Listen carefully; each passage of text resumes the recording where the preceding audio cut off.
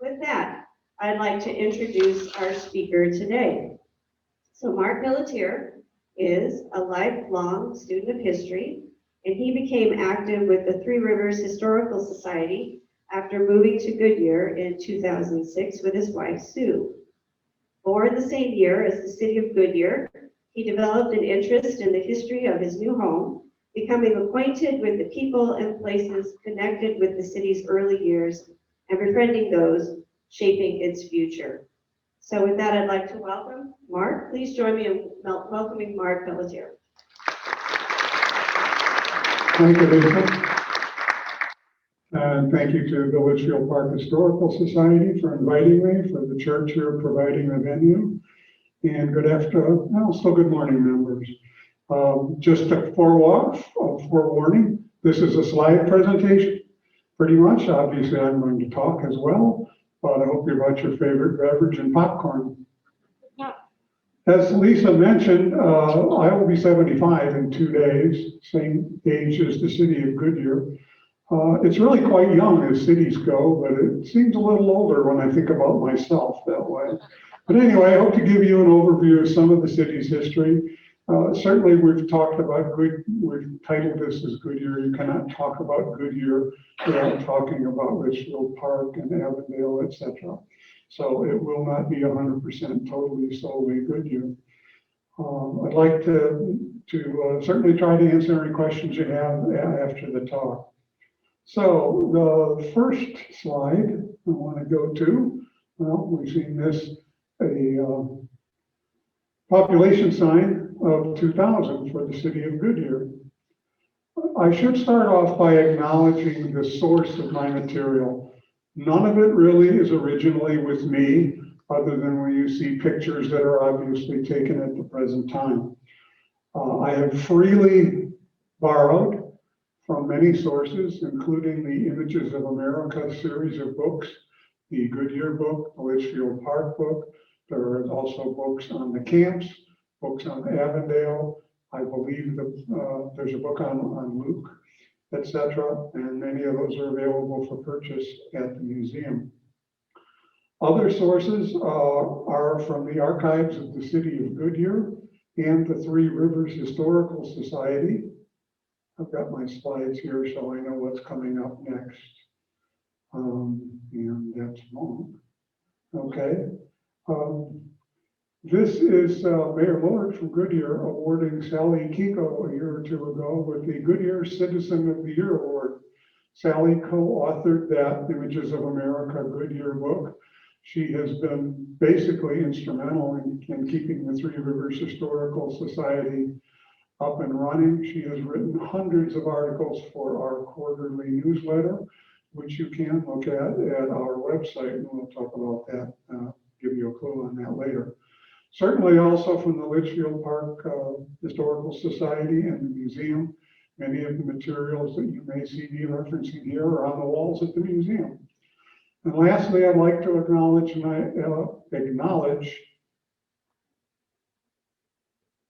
and the gentleman, Elliot Friedreich, who was the publisher of the West Valley View from 1986 through 2018. And when he divested the newspaper, he was kind enough to give the Three Rivers Historical Society lots and lots of historical reference material and indeed bound copies of the West Valley View for all of the years while he was the publisher. And you'll see some references there as well. So I want to start our talk today with this intersection, this building, Goodyear Tire Store at Western and Litchfield Road. Now, that part of town right now, probably you don't have too much occasion to go there unless you want to buy a tire from Goodyear. But why am I starting here? This is historic Goodyear, and we're going to build our talk around this location. Here's that quarter in the 1930s with a lonely gas station out in the middle of nowhere. You can hardly see anything even across the street. There's virtually nothing there. The gas station was a service station and also supported the Litchfield Motor Court.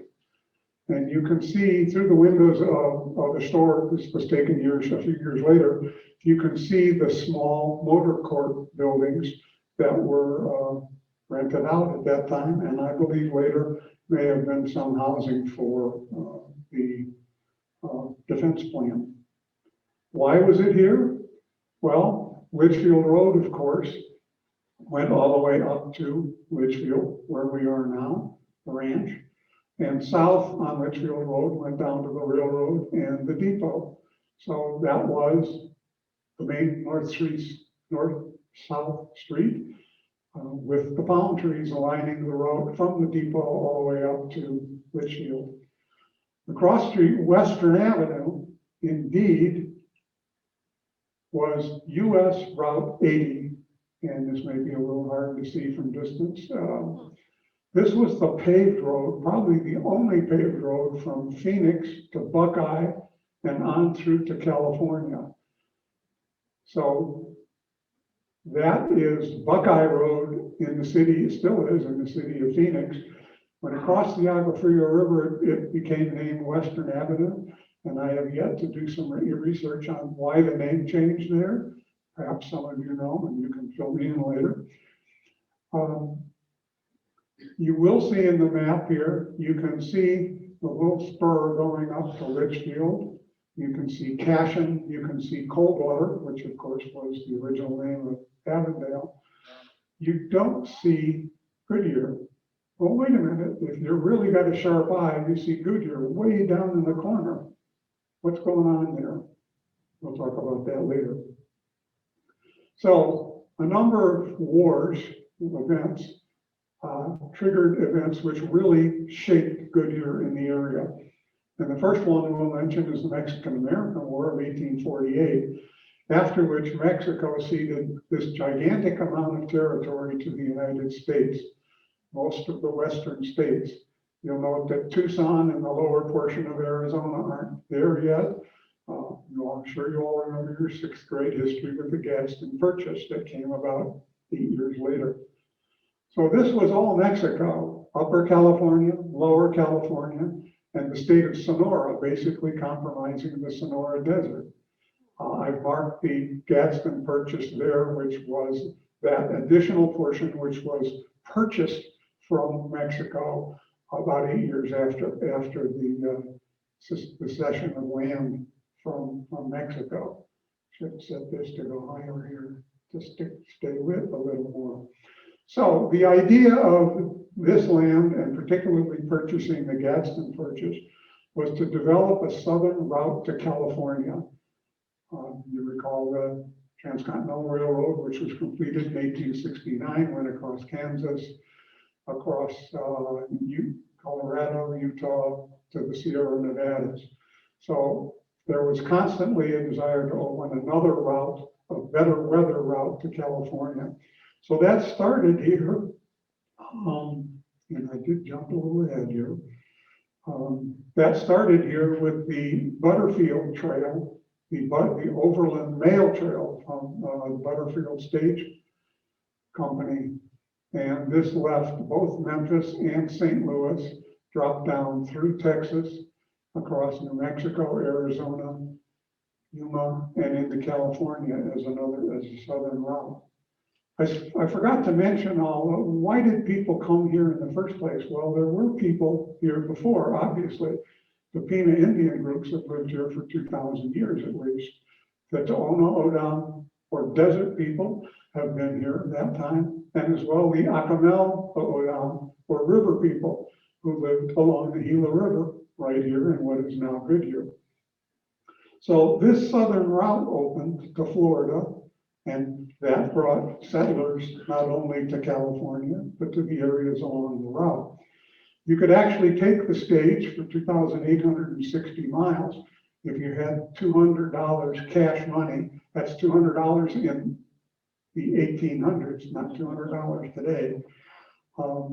And by the 1880s, the railroads followed that same path. Here's the Butterfield Trail through Arizona, and every one of those points along the way is a stage stop. This was a stage that, the horses and drivers would travel for an amount of time to the next stop, exchange the horses, and move on. The red dot is Maricopa Wells, which is basically almost where the city of Maricopa is now. If you're a hiker and you've hiked the Butterfield Trail at the Estrella Mountain Park, it's named after this trail, but the trail itself did not quite go that far north. So we have the main rivers of the area. Three Rivers Historical Society is named after the Salt, the Gila, and the Agua Fria River. Also the Verde a little further east from us. And they also provided the irrigation possibility for all the peoples that came here. The rivers were not really navigable, but they certainly were flowing in historic times, not as they are now, pretty much dry. So some settlers from Ohio came to the area and they dug the Buckeye Canal, which starts at the confluence of the Agua Fria, Salt, and Gila rivers right by the NASCAR track. And they dug this irrigation canal to send water west towards the town of Sydney, which soon became Buckeye, became named as Buckeye. That canal's still there. It's obviously a little larger. I took this on Estrella Parkway, just drive up the hill toward Estrella and you cross that canal. It's still there today and still functioning. Other settlers came from California, led by a man named Walter Creekbaum, and they wanted to do citrus here. So they created the Airline Canal, which you see snaking from the center left up to the right. And this is going to be really hard to see, but I'll try to pointer. Here's Litchfield Park, the town. Here's the original East golf courses. The canal started up here at the river, kind of about Glendale Road, came down through here. You can still see some remnants of it today in some of the housing areas here. It still flows through the courses here, came across the top of the town. I believe that cart path that goes under Litchfield Road is probably where the water course was. And the canal continued on west, kind of petering out and ending right about here, right where Millennium High School is today, and probably feeding the famous Bullard Wash here. So these folks came to raise citrus, as I said. The citrus flourished for a while, but eventually got killed off in a hard frost, and those folks had to move on. The folks at Litchfield Historical tell me that Walter Creekbaum's house was reportedly sited right about where the Litchfield Library is today. The Second War, not necessarily chronologically, which contributed significantly to the history of our area, was World War II. Where am I with my slides here? By 1941, even before Pearl Harbor, the Defense Department knew war was coming, and they started to establish additional facilities throughout the country. And they established two here in our area, staying away from the coast. There was a lot of stuff in California, but there certainly was fear of invasion. So they purposely created new facilities inland. The first of the two that affected us in Luke Luke Field.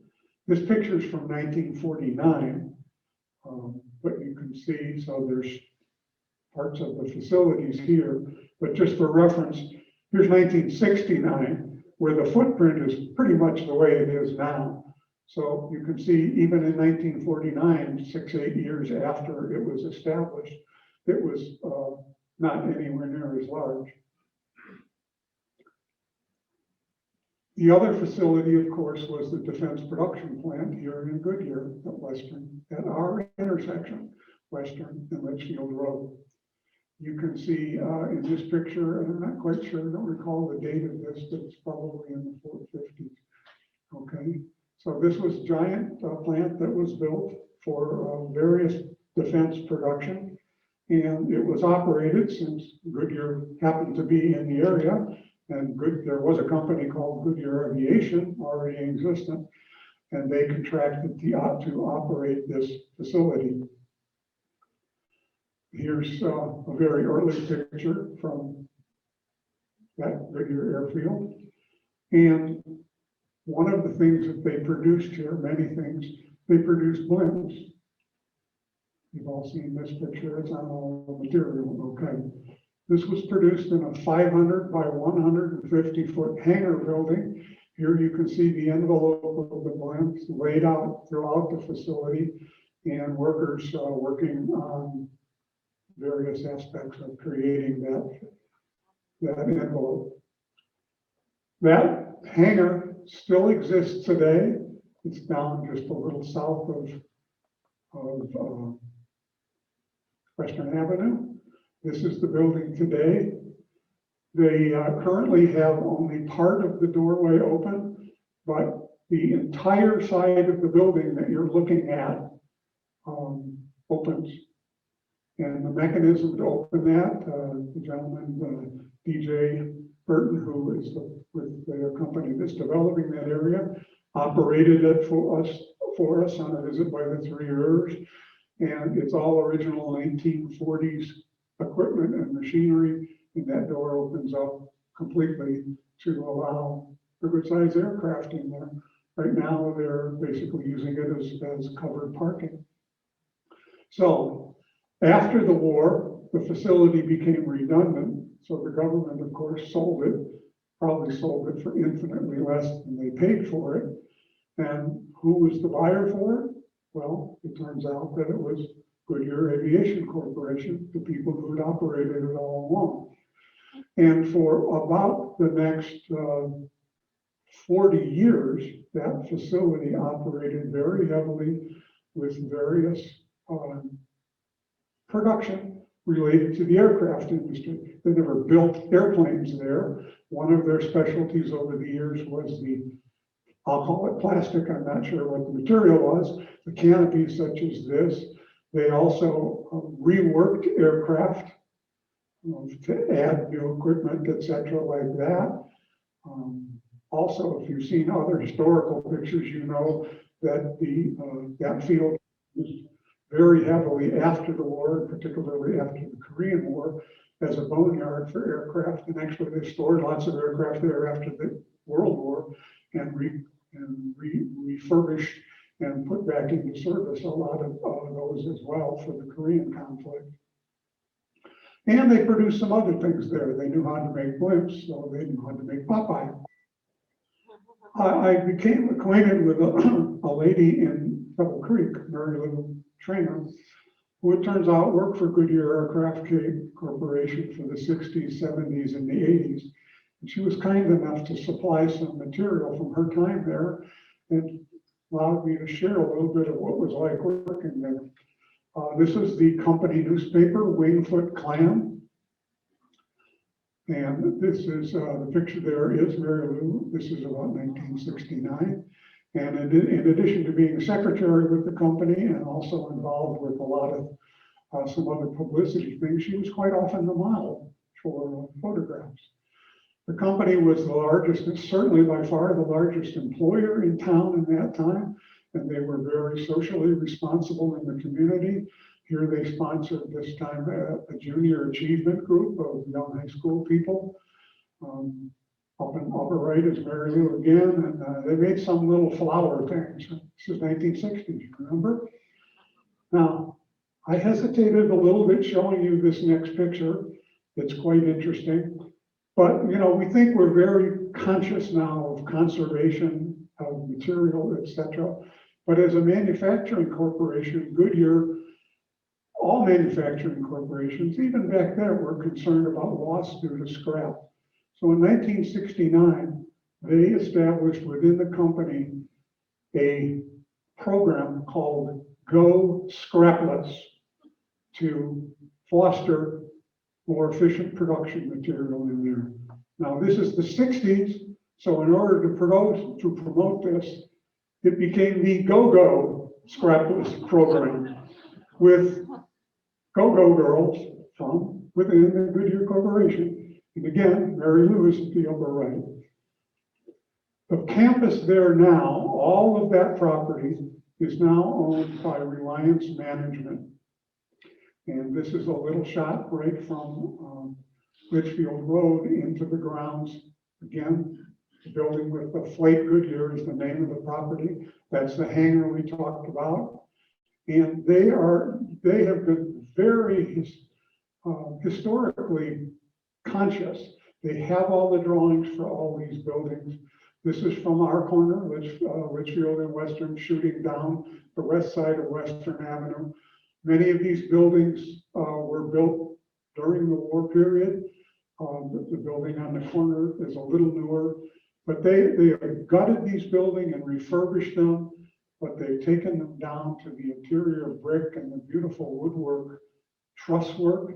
And unfortunately, the economic downturn has limited their availability to rent this property out, but it will ultimately be a series of very good office facilities for Goodyear.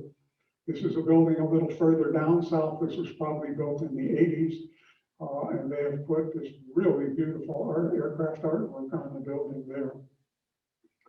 So they are working through that area, and I certainly hope the economics will allow them to succeed. They've spent a lot of money redeveloping the land and all that, and I wish them well there.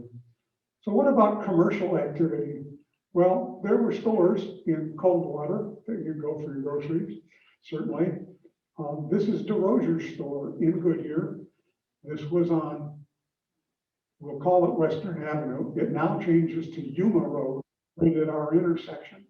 Interestingly enough, the drawings I see from the World War II period call that, from that point west, they call it Perryville Road, because there was a fairly substantial, unincorporated and not a town with stores, et cetera, but Perryville, the area, is about 3 miles west of there. So this is the DeRozier store from, I'm not sure the date of the picture, but it sort of looks like it certainly could be even 20s, 30s. What Coca-Cola started in the 1800s, so that doesn't help us. The building for DeRozier's store is still out there on Western Avenue. There it is, the store, it's boarded up.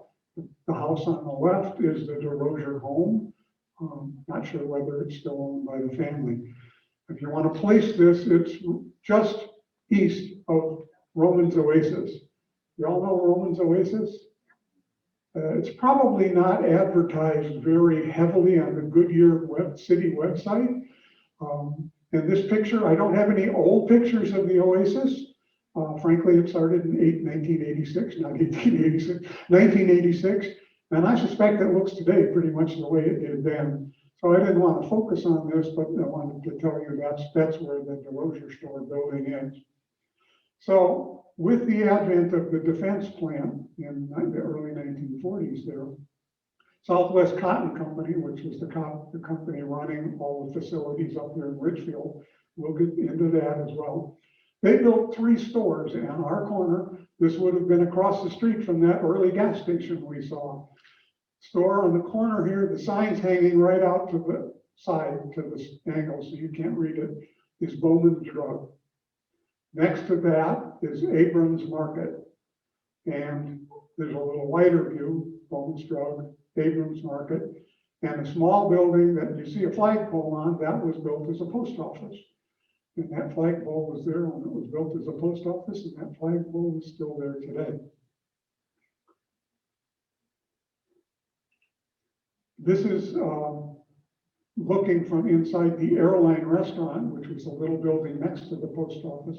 This is the picture I showed you earlier, looking out the windows at the motor court homes.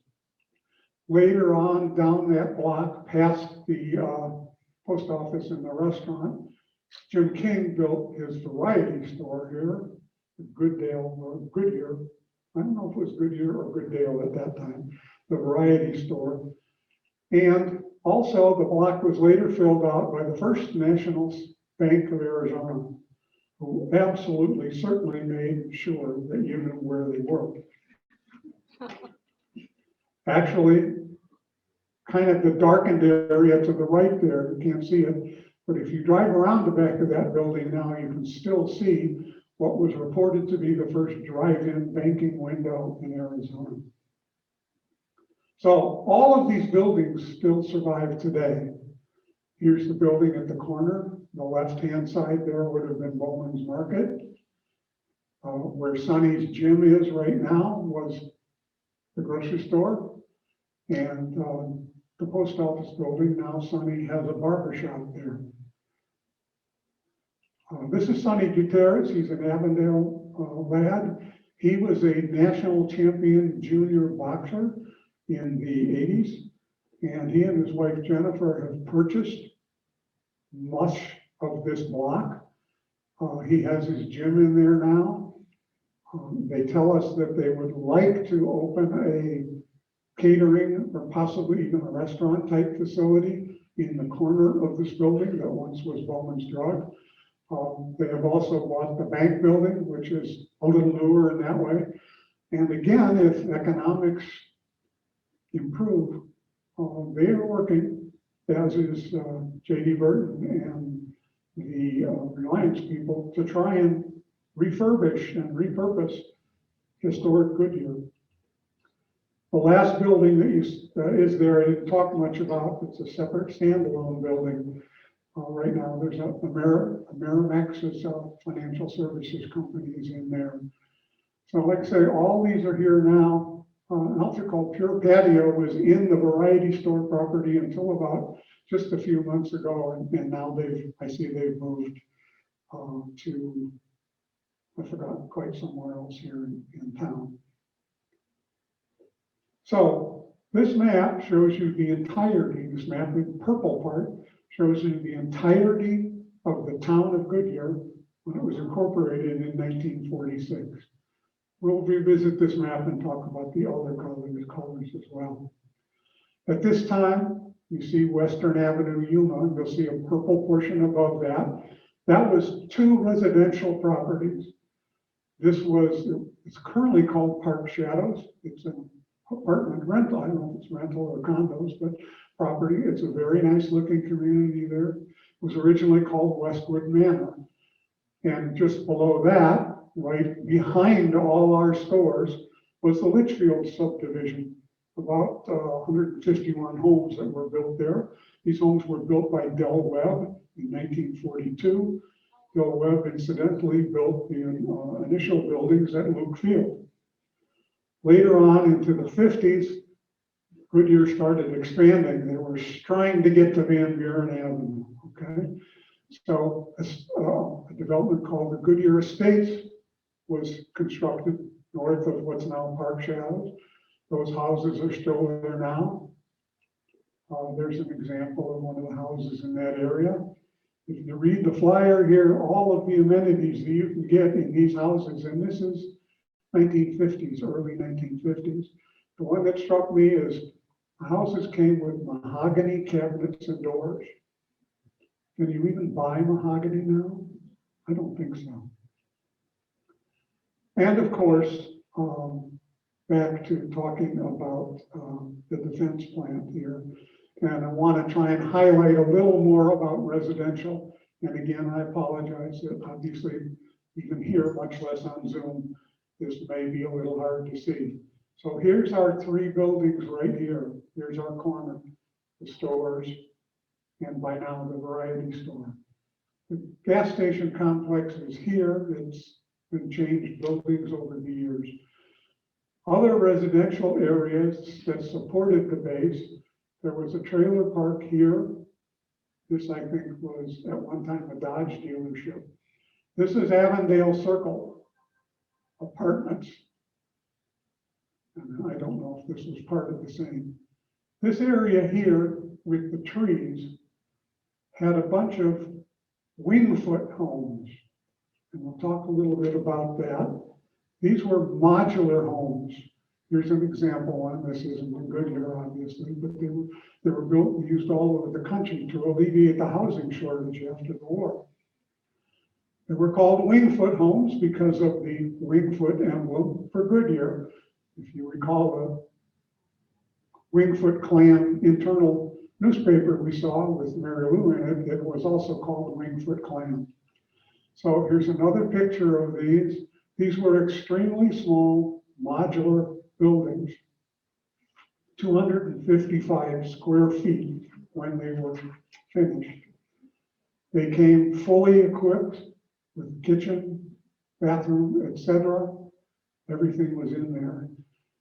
Here's a floor plan. What happened was those two wings you see at the upper and lower right, those would have been inserted in production, and they would have been pulled out, just like the pop-outs on an RV camper now, an RV trailer, same idea, except these would be pulled out and then they would be permanent. So these were built, actually, I'll show you a picture later, they were built up here on the grounds, up here, across the street, in Litchfield Ranch facilities. And they may have been built in other areas as well.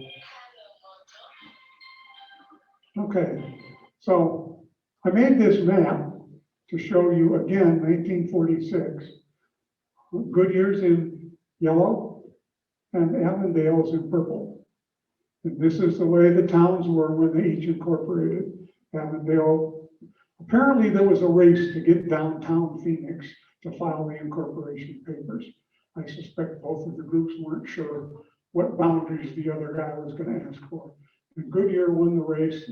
I've heard by overnight, I've heard by a weekend, I've heard by a month or so. So Goodyear and Avondale both incorporated in late 1946. And this was the extent of those incorporated towns at that time. Obviously, within 15 years, even of that date, they grew together.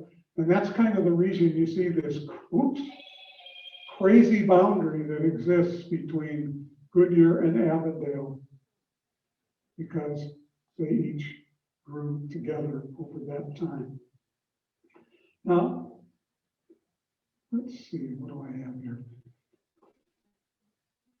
Goodyear was always a company town.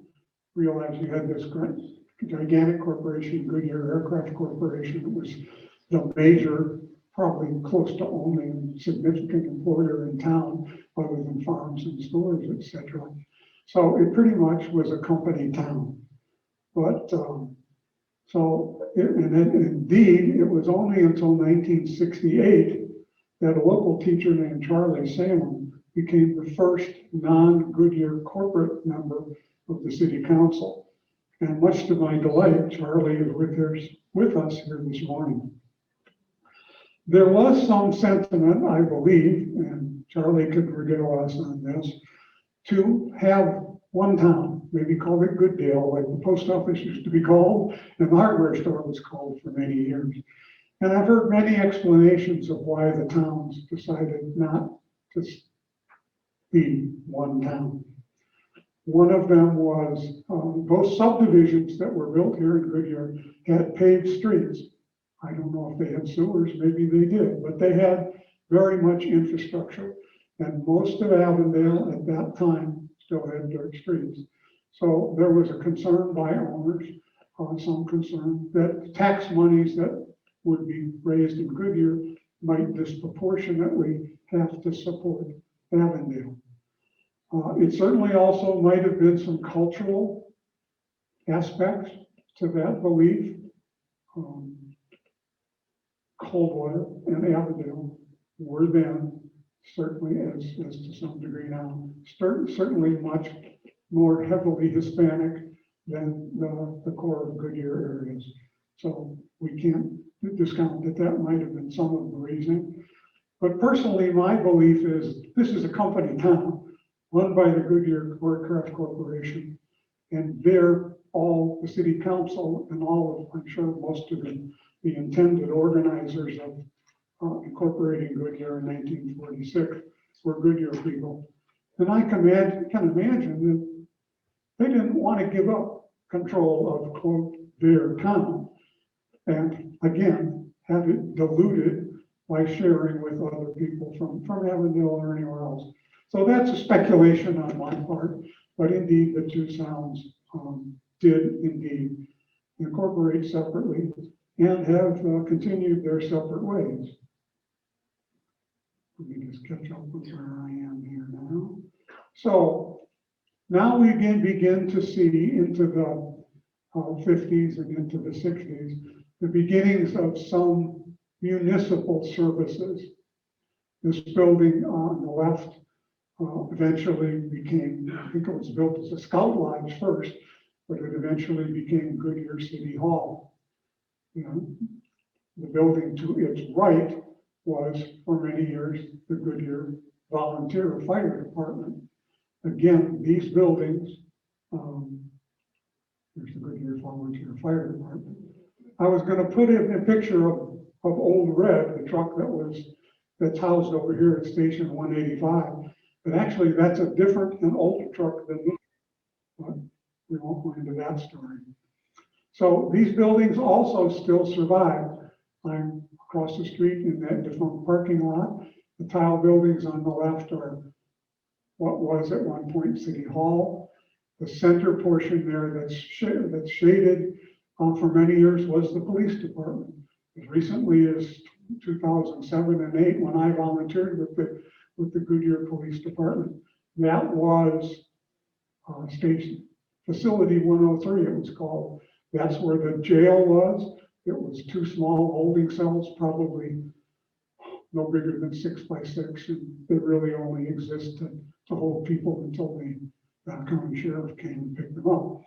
And the building on the right, you see the white doors, was the fire department. By that time, that had been repurposed by the city of Goodyear, and the 911 communication center was in that building for many years, until recently, the last 4 years, 5 years, I guess, where the city has now built up a dedicated facility behind in the Veneta area.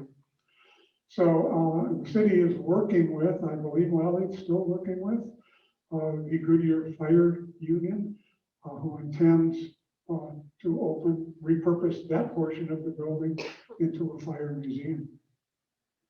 So here's our intersection again. This is in the 50s. You can see the gas station building has changed once again, and we're big time now. We have a traffic signal. In 1951, there were extreme floods coming down and flooded downtown Goodyear. This wasn't from the rivers, as you might think, because it would seem hard for the Gila River to back up this far north. Actually, what this was, there was a period of intense rain, and all this water came down from the areas far north, up in Surprise, Sun City Grand, Sun City West. It's all flat up there. The Beardsley Canal existed up there. It couldn't handle the water. So here's our intersection under probably 2 feet of water in August of 1951. Here's Litchfield Road looking north. I would suspect maybe that just might have been the main conduit of the water from the north on down. Here's a picture again. May not be able to say, but here's a young guy on a bicycle, and you can see even the axles are underwater. So that was quite an event in 1951. Even the air base as well, Luke, up north, was underwater. You can see the corner of the air base here. You see the tail of the aircraft, all underwater. And you can see the land to the right there. We'll talk about that very soon. Nothing there except water. So again, here I am on Western Avenue looking back east. Well, not me, but the photographer, looking west. And you see the Dodge dealer there, which I pointed out. Gas station's a little further on our left, and there's the stores on the right. The land on the northwest corner there is still vacant. Okay, and it wasn't until 1958 that A.J. Bayless brought his 29th grocery store to that corner. This is that facility in that period. On the left was the Bayless grocery store, a gigantic building. This was indeed a mall. It was a covered, enclosed, air-conditioned mall. Certainly not what we think of today. And we may have seen the last of covered, enclosed, air-conditioned malls. But this was extraordinary for its time. You entered here, and this was a courtyard, about 30 feet wide, that went all the way back the building. The grocery store was to the left as you went in, and off the courtyard here were a number of stores inside. It also happened that stores were built outside along the facing. So this was quite innovative in the time. Jim King moved his variety store over into this was called the Baylor Center. And all you had to do was say, I'm in the Baylor Center. You need to give an intersection or an address. That was the place to be. So Jim King moved his Goodyear Hardware, or he moved his variety store into the mall. Goodyear Hardware stayed where the variety store was. Bowman's Drug and Walford Jeweler, who was in that building that's now Merrimack, they also moved over from Western Avenue. And multiple new merchants, beauty shop, etc., moved in there. Now, Abrams Grocery across the street on our corner eventually just, skip the slide. This is A.J. Bayless here on the left and Jim King. And King is showing A.J. around in his store. And I have no idea who the young gentleman there is. Like I said, Abrams Bakery Grocery really couldn't compete anymore with the big Bayless Grocery. But I just learned, I wasn't aware that Notch Abraham had a store right down the street here in the corner. And that was his second store. I don't know which was first or second. And he actually personally worked that store through about 1970s. Get back to my spot here. So now let's talk, let's just finish. So there's Bayless. It was advertised as America's friendliest food stores. They had, in the store, they had a big bulletin board, and he had all his competitors' ads on the bulletin board. So you could see what he was charging and what they were charging. Right now, the center's been vacant. I moved here, Sue and I moved here in 2006.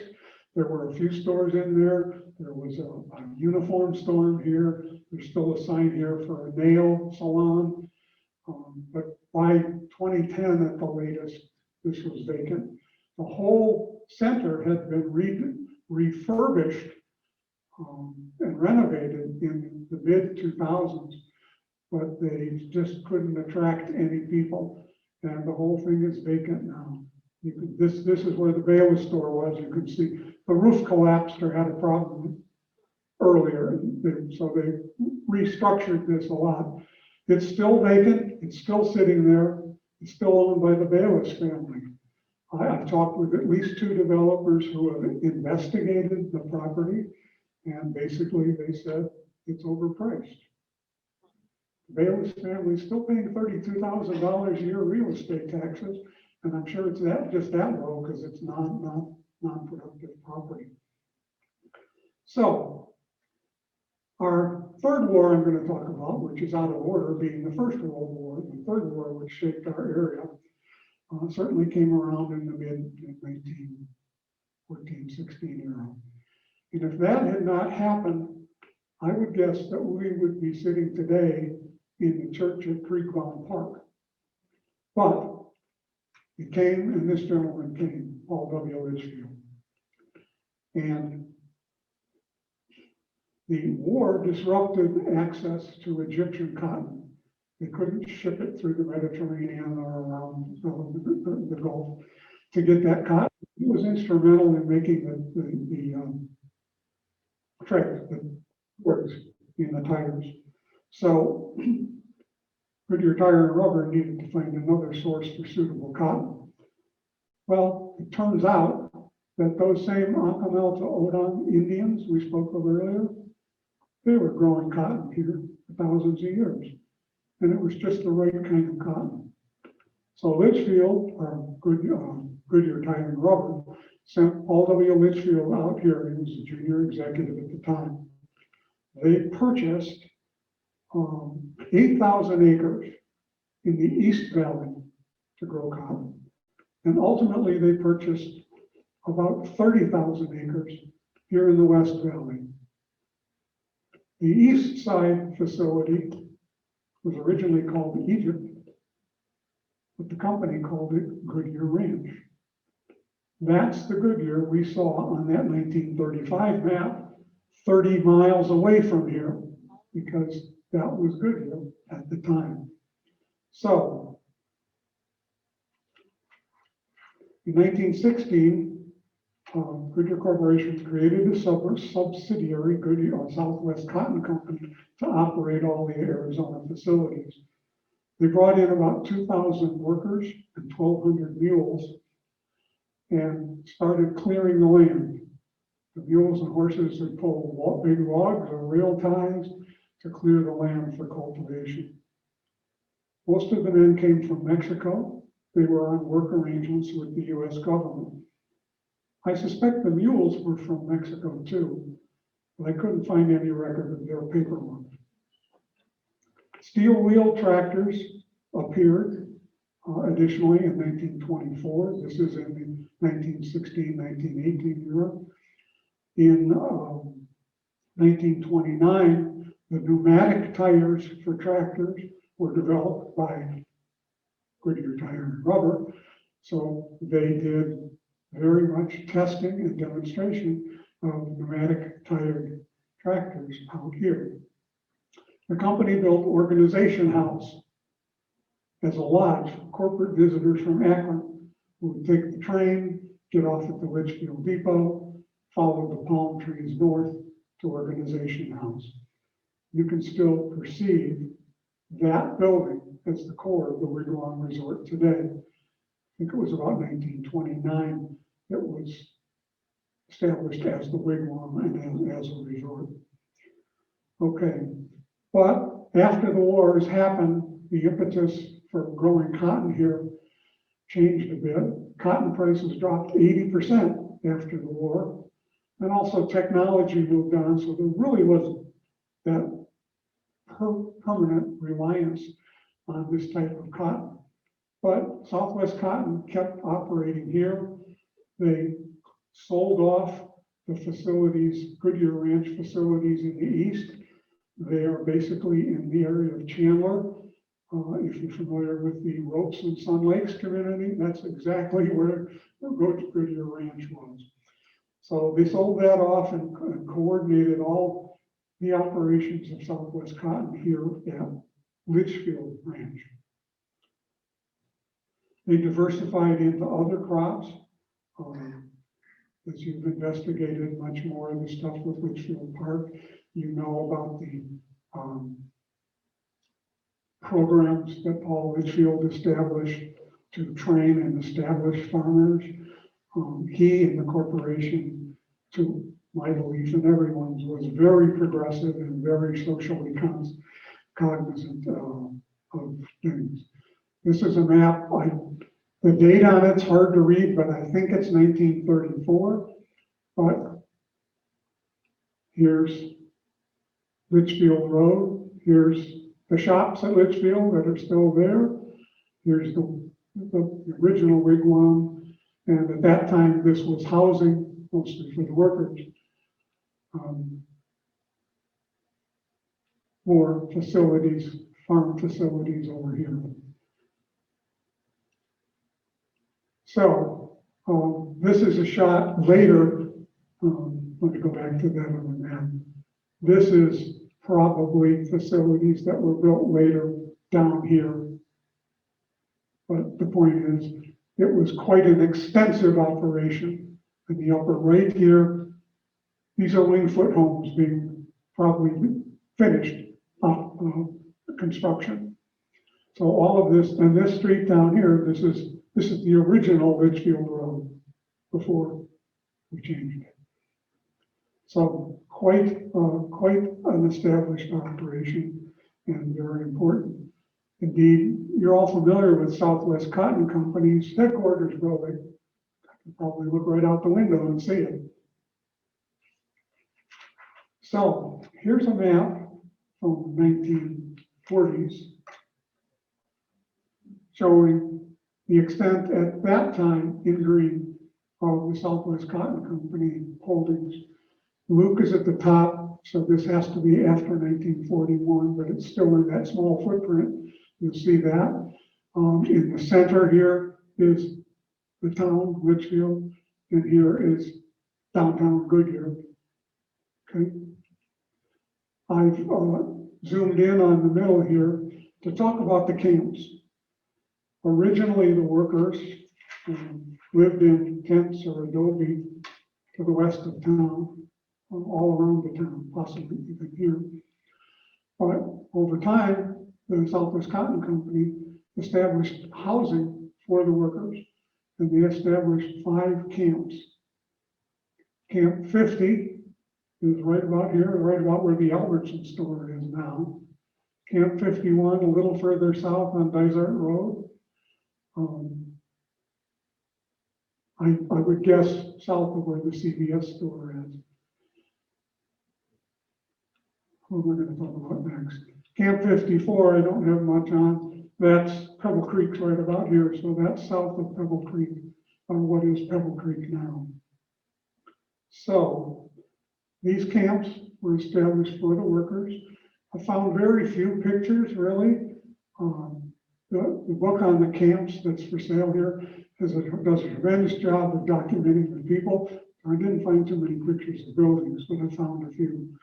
Each of these camps was a community, and they were at least originally established that certain categories of workers, the people who did the gin, the cattle people, etc. The camps were sort of specialized for those groups of workers, but they were individual communities. They had kids running around, they had baseball teams. This is Camp 53, and this was Indian School at the top, and the north-south road is All South Road.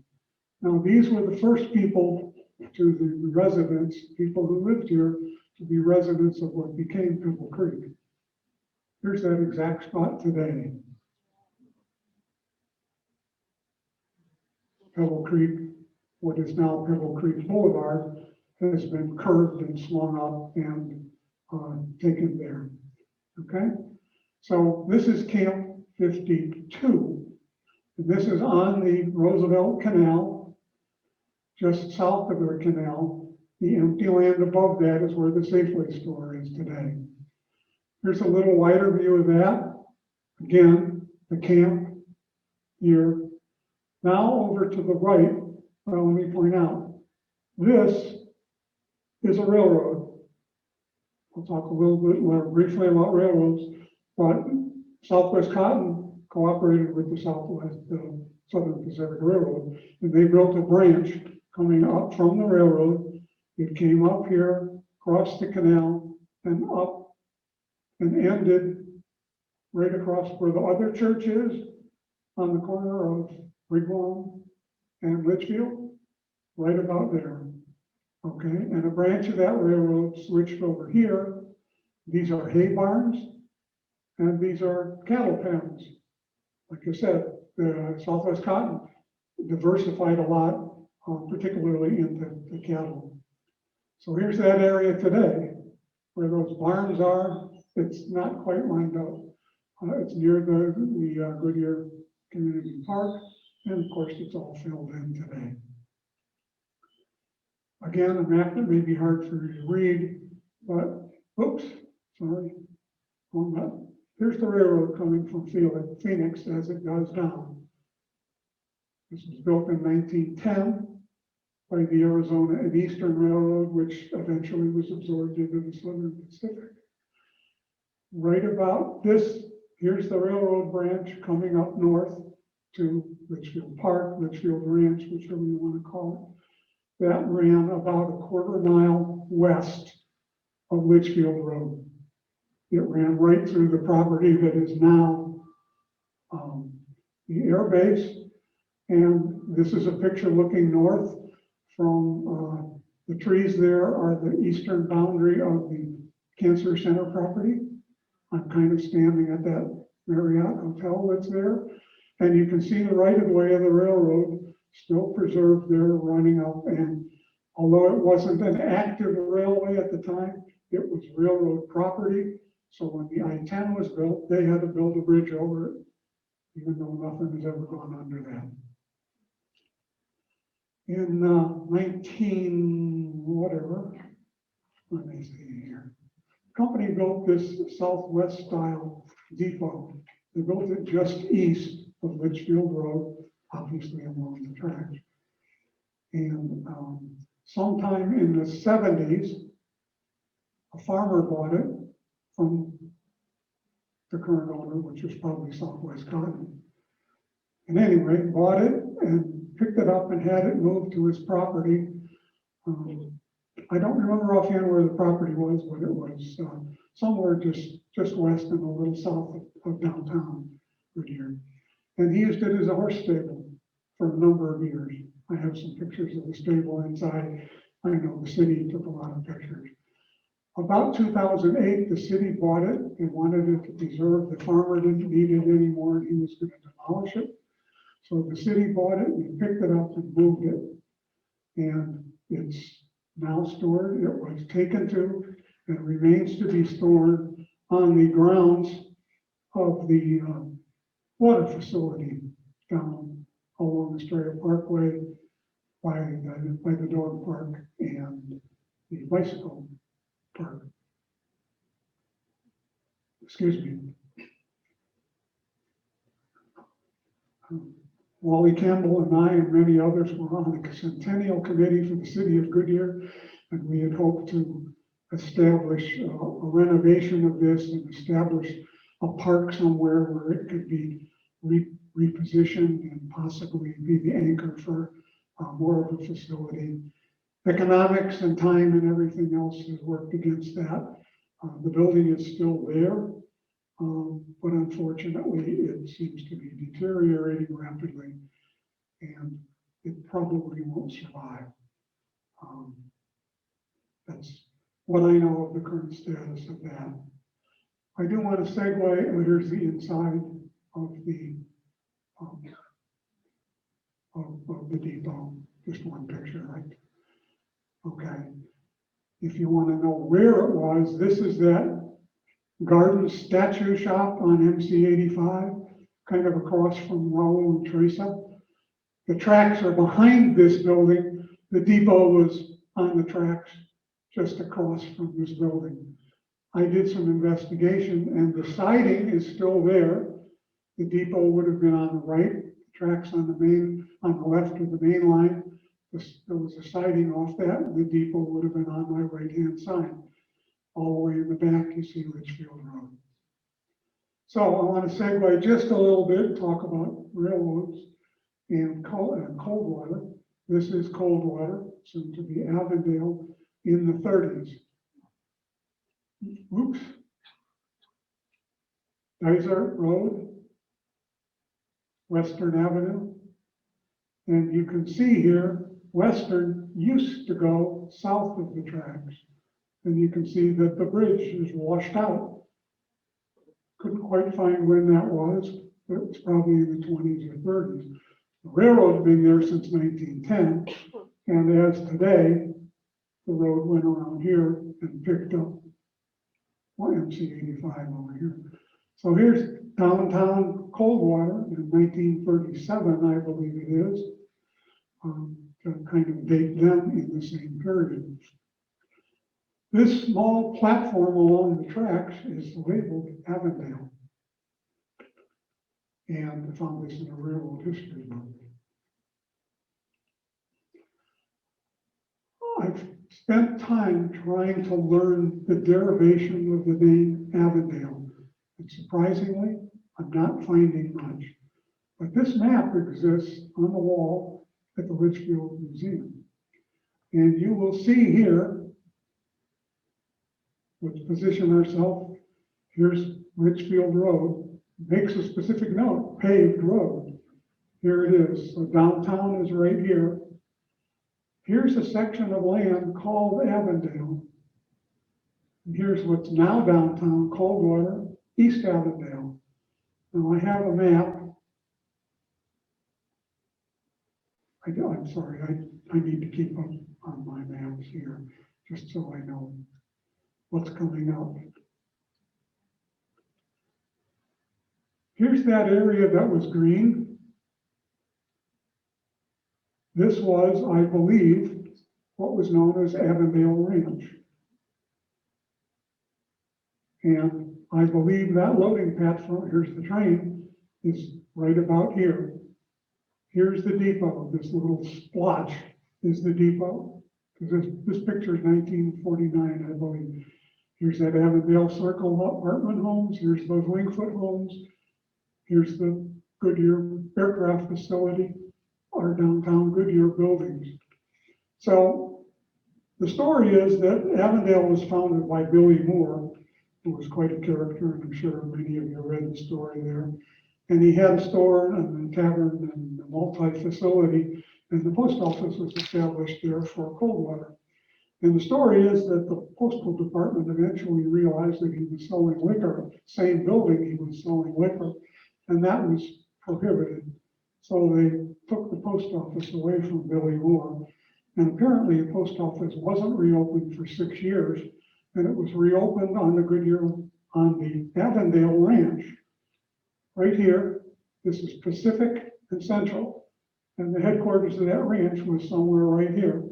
And they opened a post office there, and they called it Avondale. And over the years, the whole town has become known as Avondale.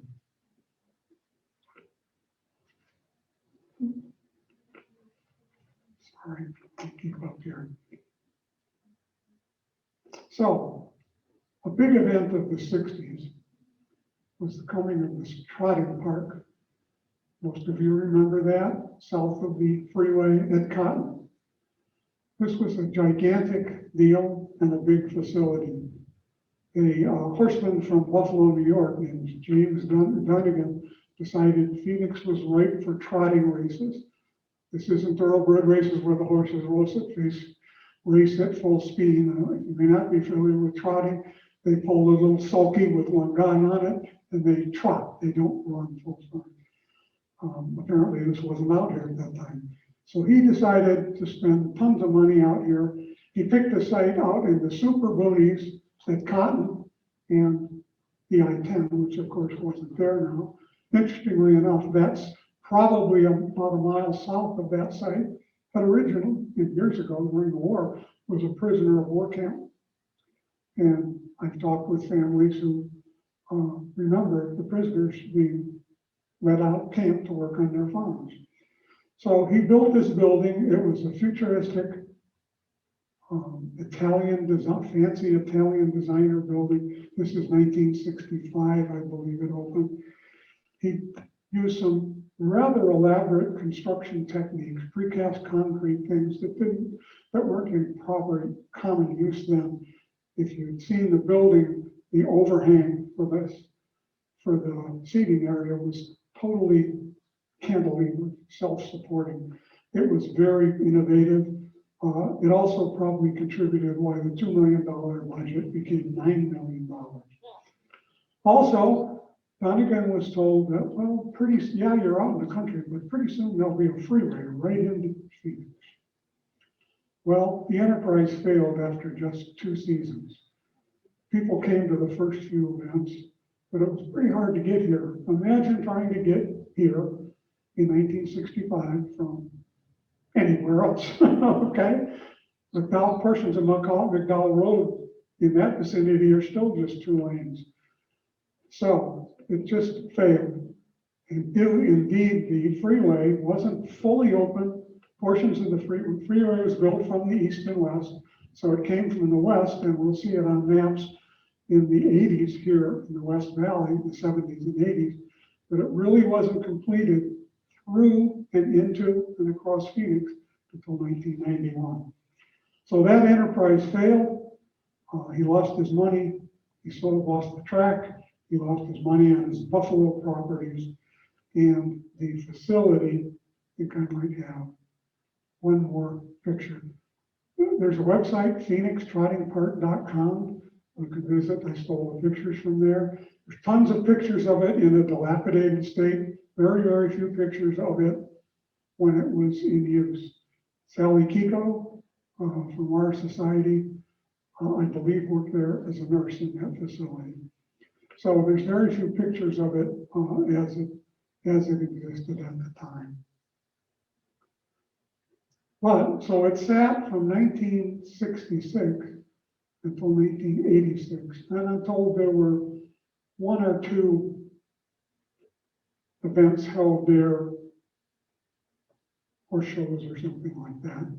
But basically for 40 years, it sat unneeded until 1986, when it starred in a movie called No Code of Conduct with Charlie Sheen and Martin Sheen. And this was kind of a B-grade, bad guy, good guy movie. And in typical Hollywood fashion, the big scene at the end was an explosion in the park, in the building. There's a frame from the movie. Now, indeed, the building wasn't destroyed. It was Hollywood effects. The building lived for another 30 years, okay?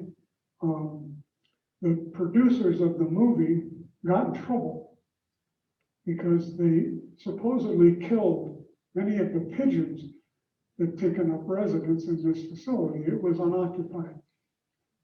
So it sat for another 30 years. And in 2017, it was finally demolished. I took this picture from Cotton Road of it being demolished. It probably hadn't been demolished earlier because it was in the era of the 60s, it was full of asbestos. And it was a very difficult property to take down and remediate. So the building was demolished then in 2017. The pigeons, I believe, all relocated to Double Creek, Litchfield Park, all our communities north of the freeway. So we're now in the 60s, and Goodyear's still a small town. Go ahead, another slide. Okay, still a small town, and like a town, although we still do, we had community-sponsored baseball teams. This uniform belonged to a man named Donald Summer. His daughter, Claudia Martinez, donated it to the Three Rivers Society last year so that it would be somewhere where it could be kept. So there was a local baseball team. So also in the 70s, many things started happening. Goodyear fire trucks became, instead of red, became red yellow. Lots of public works infrastructure was improved, created, city policies and processes developed. Charlie Salem was the mayor now, and he pushed for that. He guided a lot of that, I'm sure, with many other city council members. Another thing Charlie realized, the city had no official emblem. I've seen a letterhead in Sally's book. There's a picture of a letterhead that is the word Goodyear spelled out in tire treads, okay? Well, Charlie and the folks at that time, they wanted to differentiate the city of Goodyear from Goodyear Corporation. So Charlie realized, and I have a picture of Charlie, but Charlie is right here, okay? He spoke to us at length at Three Rivers a few years ago. So he realized they didn't have an emblem, so he created this one. This was the original official Goodyear emblem, and it still hangs upstairs at City Hall. I don't know if you can go upstairs right now, but when you're allowed upstairs at City Hall, you can go up there and look at it. It's called the cornucopia. Charlie's idea was that, this is an area of plenty. It's a good year. It's a good area. So the cornucopia demonstrates all of the bounty of the production here, the sunlight, etc. And when I was building this presentation, I wondered why Charlie chose the Mayan script for this. And I sent this whole paragraph of my draft to Paul Louisi, the fire chief at Goodyear, because I wanted pictures of 1970s fire apparatus. And Paul turned this over to Tanja Tanner, who's the community education person for the city of Goodyear. And she's the one who sent me that picture of the 1973 fire truck. And she also read my article here about questioning why this happened. Well, it turns out that Tanja is a good friend of Charlie's daughter. So they got in touch, and through them, Charlie, who is again down here now, shared with us that it goes back to the Mexican heritage and the heritage and the cornucopia and the whole idea of the bounty of the Southwest Valley. So that emblem was replaced ultimately with the rainbow emblem. Not quite sure when, they have done that. This one's also on the wall upstairs. And then the current one that you see now. Most of the presentations of this now show it in purple rather than color. And you're now seeing this emblem celebrating our 75th year. So moving into the 1980s, two other big events shaped our area. A company called American Continental, which is a developer, land developer, and investors, purchased 20,000 acres up in what we know as Australia, south of the Gila River, to create a planned community called Australia. And American Continental also owned a company called Lincoln Savings and Loans in California. This is the late 80s. And these companies were very intertwined. And they soon became, they were led by this man, Charles Keating. If you're familiar with certainly Australia, much less all of Goodyear, you know that name. These companies were very intertwined. The salesmen for Lincoln Savings and Loan were known to steer their savers to buy bonds in American Continental, which were unsecured, but they were at that time very high performing. Indeed, I've seen quotes from the sales manual that said, quote, "Remember, the weak and ignorant are always good targets." Well, it became quite a scandal, and with mounting very much regulatory investigation, claims of questionable political involvement, I believe it was 4, if not 5, legislatures, even at the Senate level here for Arizona, were somehow involved, not overly criminally, but somehow connected with this. Ultimately, the companies both collapsed, as did 30% of the savings and loan industry in the U.S. Many of you probably remember that era. Keating went to jail, and the government was left to cover $3 billion of Lincoln savings and loan investments. Thankfully, the community survived. There was a question for a while because it started building in Australia and what was going to happen to that. The development areas were taken up over the years through a succession of companies. I don't know them all, but ultimately Newland Communities, who runs and manages Australia. It became Australia Mountain Ranch, and now it's going back to Australia because there are now other builders there, Cantabia, etc. And indeed, today, 40% at least of the residents of Goodyear live in Australia.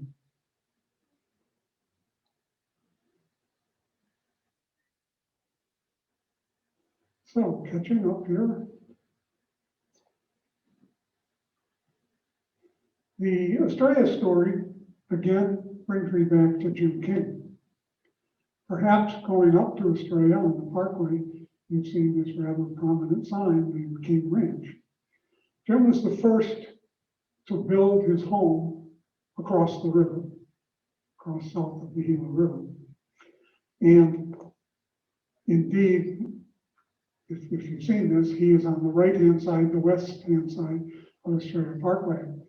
And the neighbor, over here, at one point, a neighbor over there, landowner, came to Jim King and said, "I'd like to sell my land. Are you interested in buying it?" And Jim King, forgive me, I'm going to try and resurrect my voice again. Jim King said, because he needed that land to make a road to go up to this 20,000 acres, because the Cotton Bridge wasn't in yet, okay? Indeed, all that land from Estrella Parkway over what is now Cotton Road, that was all King Ranch. So reportedly, well, okay, I'm half a step ahead here.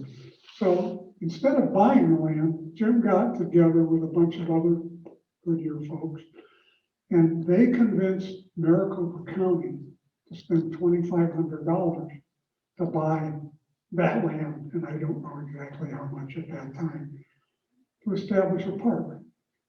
That was the beginning of the now gigantic Maricopa Regional Park System. That was the first park. And indeed, Jim King and others of his neighbors brought out their tractors and their equipment, and they carved the golf carts into that land themselves. So, further, Gloria King relates this story about her husband's interaction with Charles Keating. He needed that access to the road. And reportedly, Jim King offered Keating the land for free, but he had some questions. I needed to learn some more about the plans.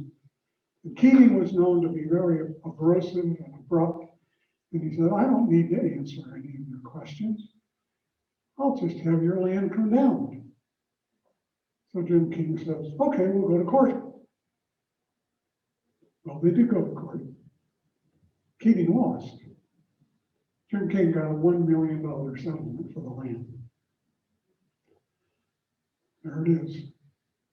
Having these newspapers is unbelievable resource for a historian. From 1986 at least to 2018, I can go back and read things as they were reported. Now, it was a newspaper. We have a few copies of the West Sider, which predated that as well, but not many. So, further in the 80s, and I couldn't resist putting in a picture of another Charlie and Martin Sheen picture. It's actually starring Michael Douglas there. This is Wall Street, again, 1986. So, I just kind of have to stay there for a moment. In 1986, a European investor named James Goldsmith was buying up shares of Goodyear Tire and Rubber. And he mounted a hostile takeover of Goodyear Tire and Rubber. And as you probably know, the way those work is you buy up enough shares and you can, at a minimum, get your people on the board. You maybe get the company to do things you want them to do instead of what they're doing. And I don't think Goldsmith wanted them to sell the company off entirely and part it out, but he did want them, he had things that he thought Goodyear Tire and Rubber shouldn't be doing, and anyway. So Goodyear Tire and Rubber decided, they wanted to fight this. They didn't want to give in. So the way they did that and the way you attack this is you have to buy your shares back. So you get back to the point where you have an overwhelming majority.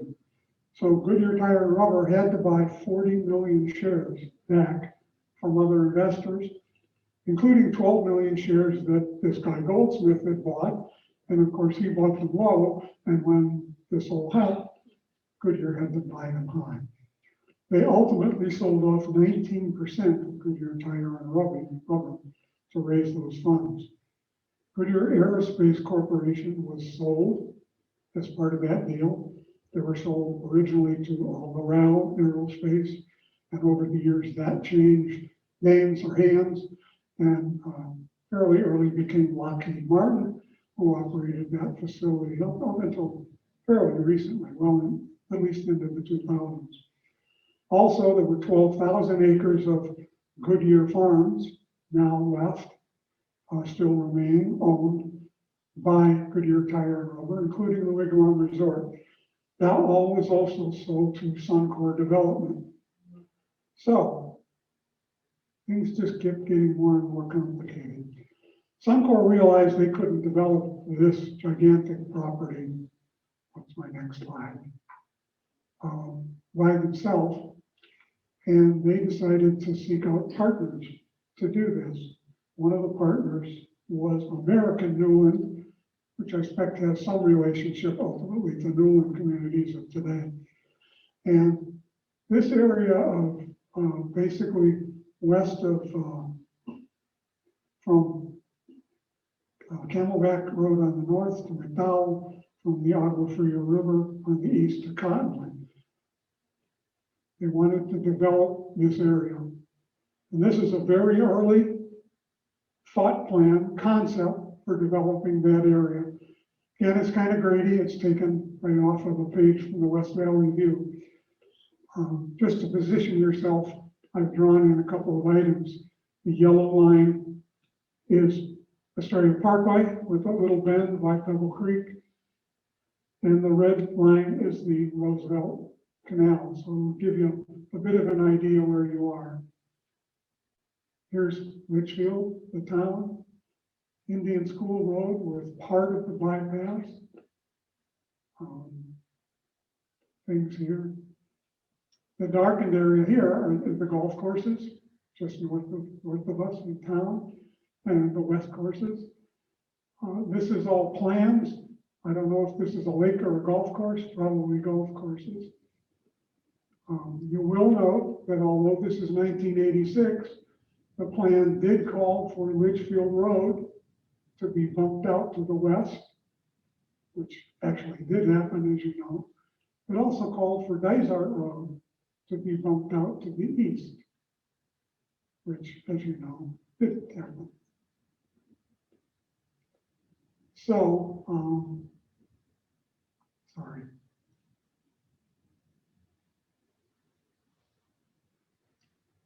I apologize. This helpful for me to know which slides are coming up. So, American Newland backed out of this, and some other people came in. One of whom is this guy, who some of you may recognize, Ed Rosen. And he came in with a plan for a planned community of originally 1,450 acres. Pebble Creek eventually has become 2,300 acres. Again, from the West Valley View, here's a very early conceptual idea for Pebble Creek.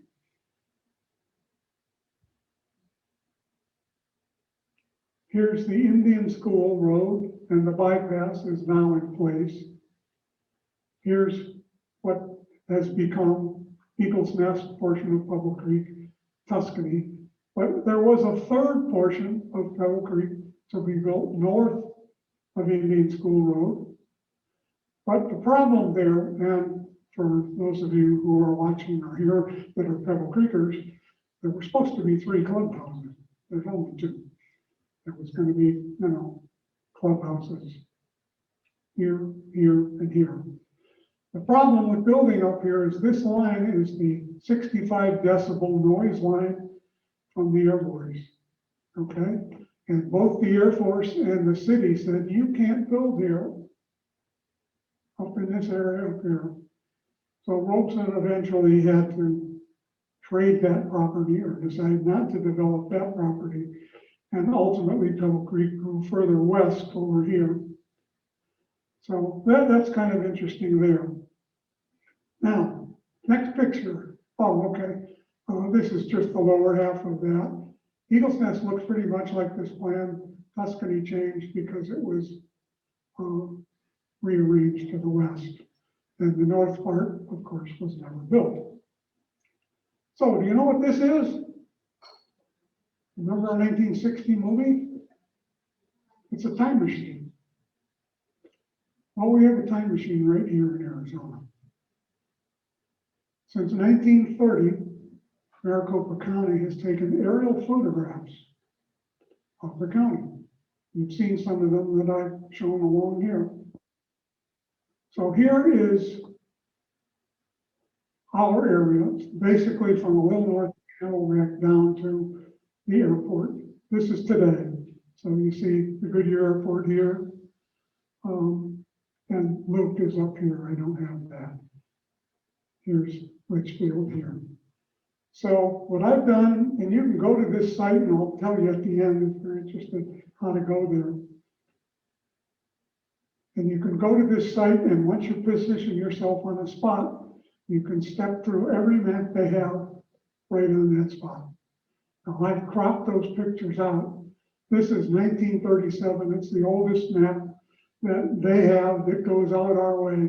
Many, many years. Nowadays, they take these pictures every year. They probably use satellite imagery, actually. But for many years, since we were the super boondocks out here, very few years they came out here. 1937 is one of those years. This is kind of that map part of it. Here's the Airline Canal. I'm sorry.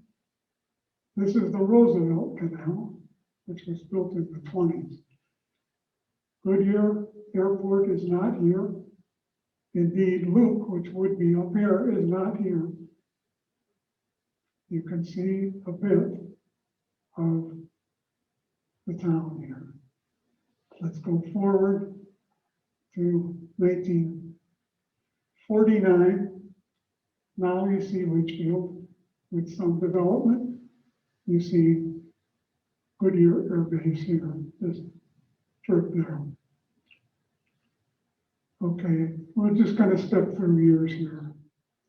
So 1937, 1949. We see the airfield. 1953, and again, as I say, the pictures changed. There's a portion out here where they didn't have imagery. We'll see that once or twice more. 1969, again, Litchfield, Goodyear. We're starting to see more development. 1986, we now see the racetrack. There's a number of intervening years there where there isn't imagery out here in the West Valley. So I had to go to 1986. We have the racetrack. We've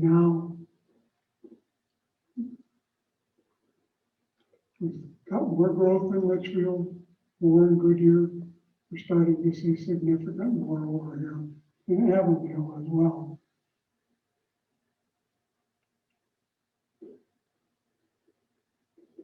Okay, now racetrack shows a little more. Now we have the prison showing. 1993, here's the beginnings of Pebble Creek. Again, note the more and more building along the way. 1998, 2000, we have the Tuscany side of Pebble Creek. We have somewhere, here's the air base. We have start to see stuff happening down here with the ballpark. Shows up more here. Now we have the ballpark, the team's facilities here.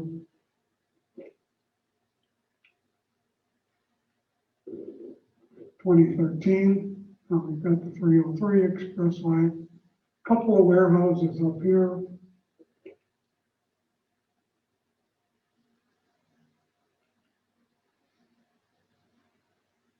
More warehouses. Trying to find, oh, now we have the Harkins Theater. And finally, this is 2019, the last historical they have. More warehouses here, more warehouses here. This land over here where the park was, as far as I know, the last plan was probably more warehouses. These maps are a lot easier if you do this yourself and look at it on your computer. They're much more legible. They don't get grainier as you get tighter in, they get actually better. I'm gonna give deference to our folks here and our hosts.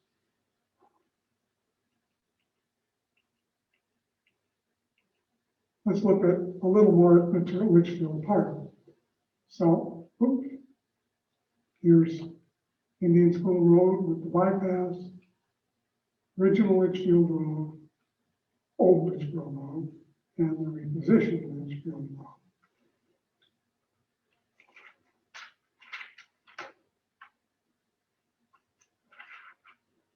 one more sheet, because I just tried to identify some things to call out that you'll be able to see here.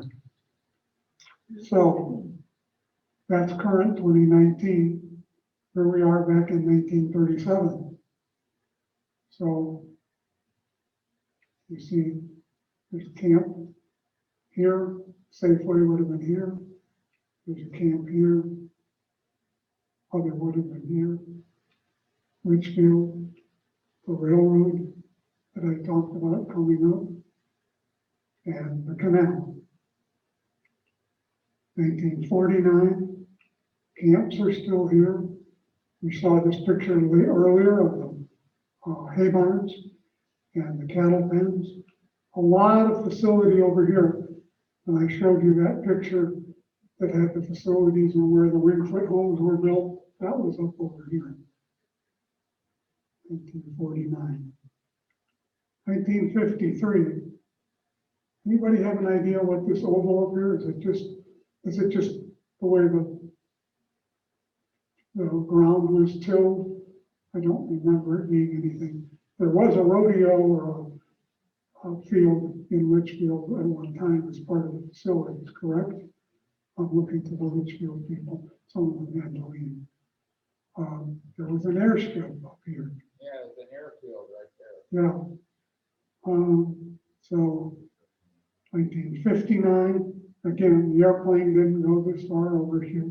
1969, now we see the Indians, part of the Indian school bypass. Again, facilities are still here in 1969. 1976, now we have the West courses, still with these facilities. Now we see a lot of residential coming here. 1996, quite a change. The full Indian school bypass is done. We've got Pebble Creek, we've got Millennium High School. 2000, just more encroachment of housing. This was in 2008. And they have pictures after that, but it's pretty much infilled after that. So that's what I call the time machine. In the 2000s, coming into the current millennium, another developer had some big plans for Goodyear. The Amaranth community was to have contained thousands of homes down in Rainbow Valley, south of Estrella. And Goodyear annexed not hundreds, but tens of miles of the Rainbow Valley area there to incorporate what would become the Amaranth community. But this was right at 2008. 2008 happened, and all of that went away. The corporation Amaranth still owns some of that land. I can't imagine there's any current plans for that area there. The city of Goodyear is still looking for money and reason to build a road all the way down to that area. Goodyear extends all the way down to the little community of Mobile, which is on 238 right by the railroad tracks. But you can't get there directly. You have to go around. The new 202 makes it a little easier, but it's not a place easy to get to. So that all collapsed, and that land is yet to be developed, but it is part of Goodyear. Right now, Goodyear development ends at a development called Cantamia. If you take Estrella Parkway as far as it goes, Cantamia is at the end there, and it's desert south of that. And if you look close enough, you can see the end of Goodyear. Just to get an idea how big Goodyear is to the south, 37 miles from Camelback Road to the south. That current end of housing at Cantamia is 17200 south. The southern boundary of Goodyear is at 47600 south. So we advertised this class as about Goodyear. So let's step through again a series of maps shows the annexation history of Goodyear. And I have the city of Goodyear economic development and graphical information systems department to thank for this. They made the base map. I broke it into pieces. So here's Goodyear in 1946, purple. And this goes decade by decade.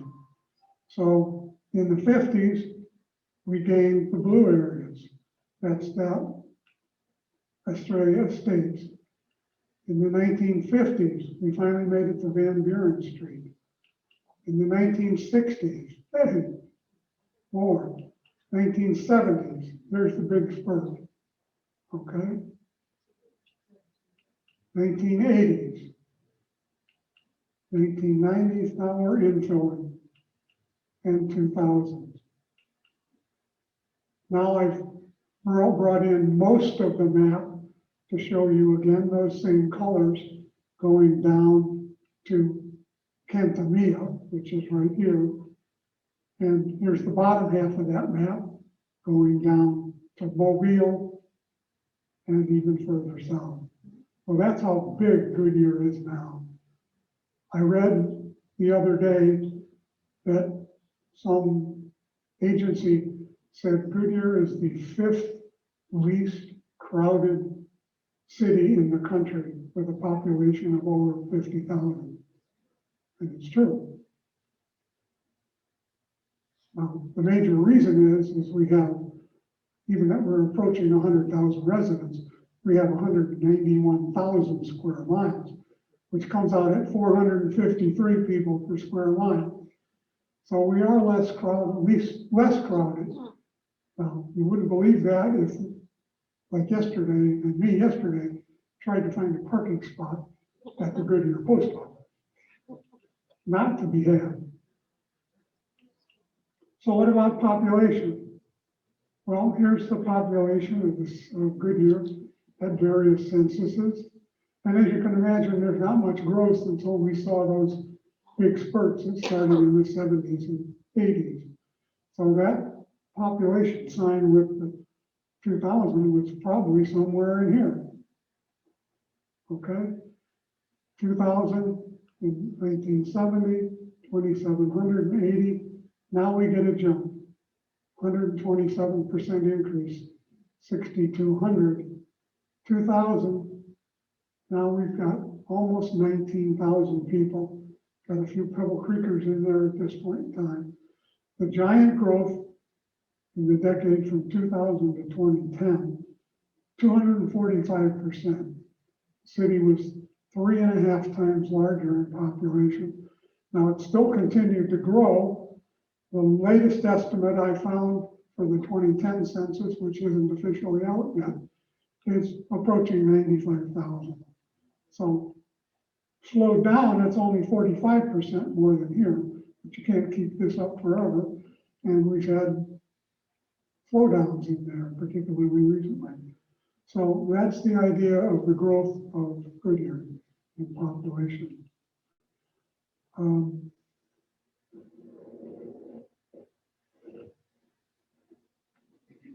In that decade, 2010, 20,000, 2000 to 2010, Goodyear was the 6th fastest growing city in the country.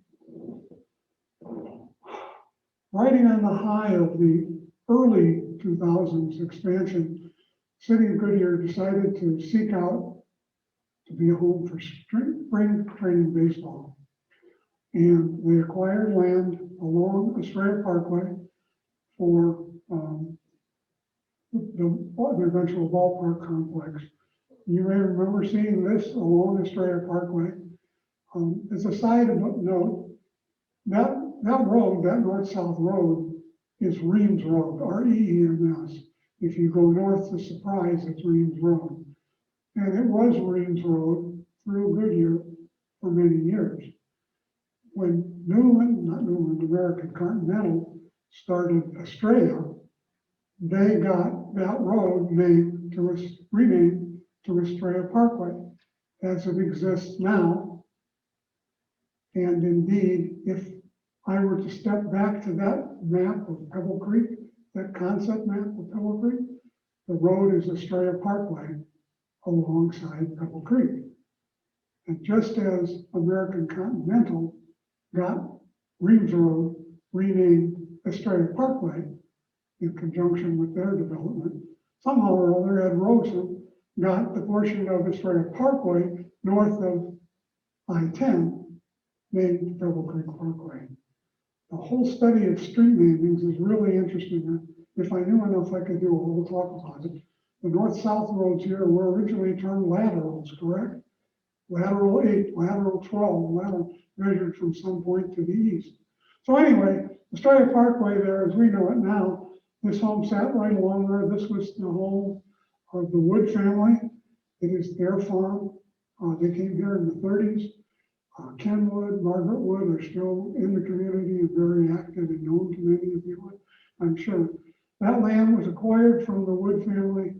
I'm not going to go into all the machinations of that land and all of that. As in many land deals, there's quite a story there. But anyway, that land was purchased and became the site of Goodyear Ballpark as it exists today. The ballpark opened in 2009. First season was in 2009 with the Cleveland Indians. I'm sure you're all aware of this. And the next year, 2010, the Cincinnati Reds joined. City of Goodyear funded that. And the cost of funding that had been, for many years, a severe impact on the debt borrowing capability of the city of Goodyear to do other things, because they had all this debt for the ballpark complex. At the time, the city was promised $37 million, eventual $37 million of funding from the Arizona Sports and Tourism Facility. But there were many other towns and facilities already had been promised. Even the Glendale, the ballpark in Glendale was also in line right in front of us, okay? So I recently, last year, I started constructing this talk last year. I went to the city and they said, whatever came of that? Did anything ever happen? And I was told that actually, to the city's surprise, the first payment was made in fiscal year 2020 of $1.3 million. And the Arizona Sports and Tourism Authority had postulated, not proved, guaranteed or anything, but postulated a repayment plan over well into the 2030s with some interest. Now you have to realize that the Arizona Sports and Tourism Authority is funded by Sports Activity and Tourism Authority. Well, there ain't much of that happening right now. So even though a year ago they said, here's your first payment, and here's what a future schedule might look like, I'm sure you could almost throw this out the window right now. Hopefully something will transpire, but it will be in a while. The last topic is Goodyear, and I'm kind of shortchanging the 2002, but what can I say about the mall? This is the Goodyear website in 2010. There is another internet site called the Wayback Machine, and you can enter a website and it will tell you what versions of that website it has going back years and years and years, and you can find stuff. So it's not only those things that you said on Facebook and Twitter. If you put it on the website in 2010, when I wrote my first website for the company I worked for in 1995, I can still go look at it. So anyway, this was the mall as envisioned in 2010, or even earlier. Right now, this is the property. Again, in Canto, which turns into Virginia, Pebble Creek Parkway, McDowell. So this is the larger, if you will, mall property. Now, the shopping center is now built here, not completely filling this in, but we're getting more and more. Wow, pretty soon I can get my car washed. The blue area is this area here, west of 150th or east, was the site of the real mall. And the blue area is a land that's still owned by West Core Development. Harkins was enticed and has built there, as you know. I think that opened in 2016, and Cheddar's recently. So we do have two commercial properties there now. The yellow areas here are owned either by Globe Land Development or a company called Goodyear Peripheral, and very much suspect that those will become commercial properties. But the big news is Globe Development owns all this land, and I'm jumping forward a little bit, but they have committed to assist, to donate land here for the city of Goodyear to finally build a civic space. This is a rendering of what it might look like. Here's a map. So you've got Harkins. Here's the shopping center, the Bullard Wash. The dotted area is the civic square, if you will. Globe is donating the land for the city hall here, as we saw here. They will be building office buildings here, and ultimately here. I think they're committed to build at least this, and other things along here. So this, Goodyear's idea for a civic center goes back to at least to 1984. I think that's where Mayor Lord got her start, working on the city council, working with the committee developing that. That was to be along the Starter Parkway, just north of where Desert Ridge High School is now. The city's now building a gigantic, beautiful recreational complex there, but the civic center will be here. So that takes us up pretty much until now. The mall itself, I can't see anybody building a mall anymore. The retail world changed before COVID, and it's really changed because of COVID. If I go back, this area right now, there's an apartment complex over here that was called Live, L-I-V, but it's been renamed. That's built and in place. This area here is actively being graded for a development of apartments, townhomes, homes, and single family. This area is being graded as well for a complex called Cabana. I believe that may be rental. So what will happen in here is yet to say. Certainly if we get Civic Center Square here with retail there, some things more will happen here. But what's going to happen there in the very long term, yet to be seen, future to be written. So as I said, I've kind of shortchanged from 2010 until now, but most of you have lived that. If you're interested, forgive me, I'm going to sit down. If you're interested in those aerial maps, I'll give you a short instruction. Go to maricopa.gov, the website. Select one of the options will be departments. Then you have to go to GIF maps, geographical information systems, then maps, and within maps, there's a dozen different maps, historical aerials. It's a little hard to get to. It's a little hard to work with, but you can do it. Just as an aside, under maps also, there is another of parcels. This is where you can go and look at your neighbor's house and see what their taxes are and everything else, who owns it and all that. So I'll close with telling you the Litchfield Park Historical Society Museum, which I'm sure you know.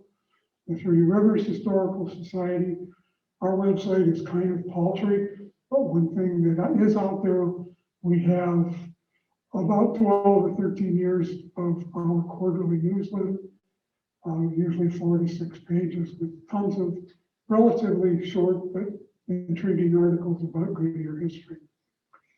If you will certainly take questions, if you want to ask me questions later or anything else, you can email me at info@3RHSAZ, Three Rivers Historical Society, Arizona.org. So I thank you for your patience. I thank you for sitting through the slideshow. And